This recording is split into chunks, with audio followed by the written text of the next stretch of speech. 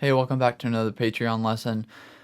Today I thought I would talk about something that's pretty specific, but I also realized has a lot of general use in terms of just drum tracking, production, and things like that. So basically what I'm calling this lesson is like how to track organic lo-fi drums, which I realize is a style of music that probably a lot of people watching this don't have much interest in, or maybe even know what I'm talking about. But basically, I feel like in the last like however many years, like lo-fi hip hop basically has become popular, especially for like study playlists and things like that on Spotify. And a lot of the drum or like percussion aspects of that style of music are like sample heavy, like people using samples of real drums or samples of things that are not typically traditional drum sounds, but that they create like drum loops out of. Um, but back earlier in quarantine, I had a friend, contact me, and he just randomly was like, "Hey, I kind of have interest. I've been like making up these little like mini songs that are like a lo-fi thing, and thought it would be cool to like collaborate with you on them and like put them out as like a little project." And at the time, I wasn't super busy and everything, so I was like, "Yeah, let's try it." It's kind of a new challenge and something that I haven't done before, but it's something I was a little bit familiar with and had some interest in, obviously, or I wouldn't have done it. But yeah, like it's a thing where if you haven't heard it or like kind of know what I'm talking about, maybe just go to like Spotify or Apple Music and look up like a lo-fi playlist so you can kind of get an idea of what I'm talking about. But it's basically like a style of music where of course everything is low fidelity sounding like pretty dark. It usually has like a hip hop or R&B ish like tinge to it.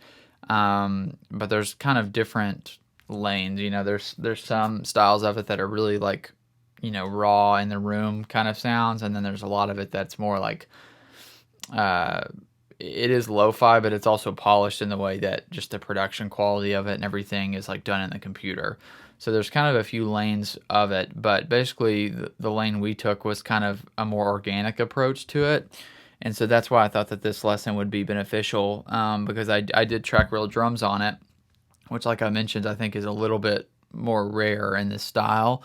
And I realized after doing it, when thinking about, more lessons to do for this page, I realized there's some things in the way that I did this that are completely different from like your traditional drum tracking that would be beneficial for drummers, producers, engineers, etc. And, just non-traditional ways to capture drums and to kind of edit them. So what I thought I'd do is this is the session for the song. So as you can see, not many tracks. It's very minimal, and that's kind of just a part of the style. And a lot of the songs in this style are also pretty short. So like, let me look here. The song is basically like 2.5 minutes, which is even slightly on the longer side. I mean, I've seen lots of these types of songs that are like a minute and a half or something. They're very short, usually kind of condensed, loopy-ish, arrangements. So they don't really have like a chorus and a verse and all that good stuff. And a lot of it's instrumental anyway, so that kind of blurs the lines of arrangement. But basically, I thought I'd show you the song. This is one of the ones that is on our EP. If you feel like checking it out, the project is called Loungewear, and we put out a little EP called Honeymoon, and it's got like I think 5 or 6 songs on it, and this is one of them.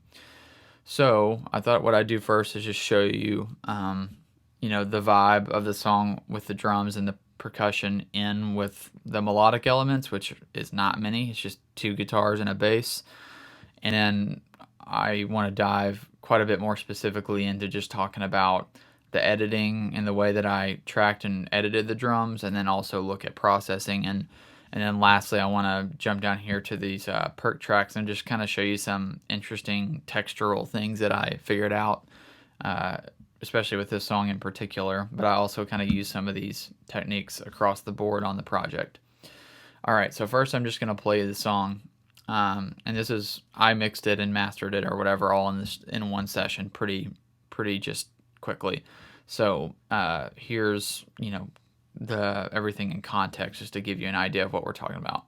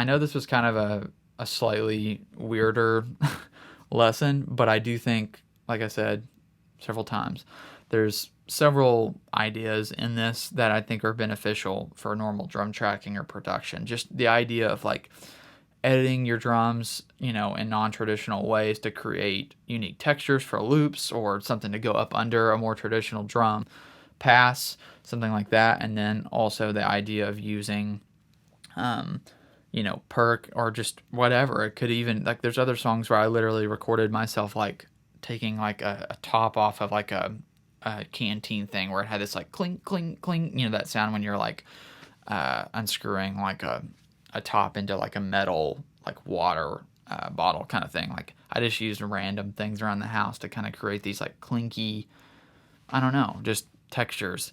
And I feel like that's being used more and more often. I've seen other drummers selling like sample packs that are non-traditional, items or whatever that are really cool and just bring something new to the table. Like we've heard, typical shakers and tambourines and all that good stuff a million times. They have their place, but it's like sometimes you can find something just a little weirder to bring to the table that kind of creates a unique sound for the rhythmic or even slightly melodic by the pitch changes on the triangle, thing to the song or whatever. Hopefully something in this has been beneficial. If you've got any specific questions about this, or if this kind of thing is super interesting and I should do more of this, let me know. There's like 5 other songs where I did slightly different, you know, techniques and the way I captured it. This was the most heavy-handed one in terms of like the editing and everything, but there's other ones where they kind of have their own textures and stuff. So if this is super interesting and I should do more of these, let me know. If not, hopefully this one was beneficial. And I'll see you next time.